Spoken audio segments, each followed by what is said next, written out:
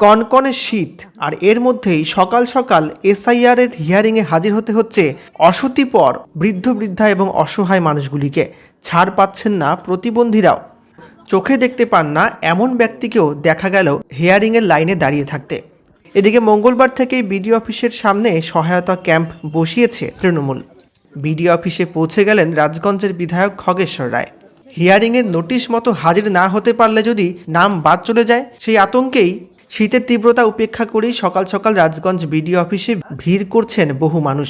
Voter তালিকা সংক্রান্ত যাচাইয়ের জন্যই এই এসআইআর শুনানি। কিন্তু প্রশ্ন উঠছে, নির্বাচন কমিশনের নিয়ম অনুযায়ী যেখানে বয়স্ক এবং অসুস্থ ভোটারদের ক্ষেত্রে বাড়ি বাড়ি গিয়ে ভোট গ্রহণের ব্যবস্থা রয়েছে, সেখানে হিয়ারিংয়ের জন্য কেন একই রকম মানবিক ব্যবস্থা নেওয়া গেল না? প্রবীণদের অনেকেই জানিয়েছেন শারীরিক অক্ষমতা এবং ঠান্ডাজনিত সমস্যার পরও বাধ্য হয়েই তারা নোটিশ পেয়ে এখানে এসেছেন। তাদের আশঙ্কা, হাজির না হলে যদি নাম বাদ চলে যায়। এদিকে বিষয়টি নিয়ে শাসক দলের পক্ষ থেকে তীব্র অভিযোগ তোলা হয়েছে। শাসক দলের বক্তব্য, কনকনে ঠান্ডার মধ্যে এইভাবে প্রবীণ মানুষদের দীর্ঘ লাইনে দাঁড় করিয়ে রাখা অমানবিক। বিজেপি সরকার যেভাবে চালাচ্ছে, নির্বাচন কমিশন থেকে শুরু করে, নির্বাচন কমিশন তো কোনো কিছু না, বিজেপিরই চালাচ্ছে। আজকে শহরের যে সারা শুধু আমাদের পশ্চিমবাংলায় যেভাবে তারা চেষ্টা করতেছে মানুষকে হয়রানি করার জন্য, এবং নিশ্চয়ই দেখেছে যে আজকে থেকে হিয়ারিং হচ্ছে বিভিন্ন অঞ্চলে। যে হিয়ারিং বয়োজ্যেষ্ঠ বা যারা অন্ধ তাদেরকেও হিয়ারিং দেয়। তাই অলরেডি আমি জয়েন্ট বিডিকে ফোন করলাম যে যারা অন্ধ প্লাস বয়স্ক তাদেরকে বাড়িতে হিয়ারিং করানো যায়, বা যদিও এখানটা আসে তাড়াতাড়ি তাদের সেরে দেওয়া হয়। যে অ্যাডভান্স যেমন ভোটের সময় যারা হ্যান্ডিক্যাপ তাদের আগে সেরে দেওয়া হয়, এখানে কষ্ট করে বসে।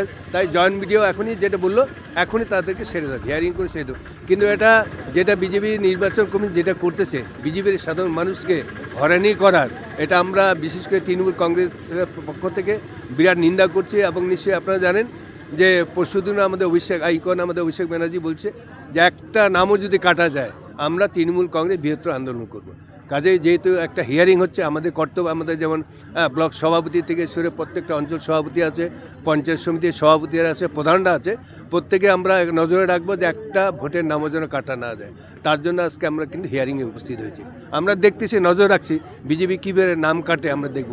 তার জন্য আমরা হিয়ারিংয়ে প্রত্যেকে উপস্থিত হয়েছি। আজকে সেই বয়স্ক মানুষদের বা যারা আছে বিশেষভাবে সক্ষম ব্যক্তিদের গিয়ে লাইনে যে দাঁড়াতে হচ্ছে, তার জন্য দায়ী হচ্ছে তৃণমূল কংগ্রেস এবং তৃণমূল নেতারা। এখন এদের জন্য তাদের চোখের জল বেরোচ্ছে, এ তো কুমিরের অশ্রুকান্না। কারণ আপনাদের জন্য এই মানুষগুলোকে আজকে সেখানে যেতে হচ্ছে কাগজ দেখানোর জন্য।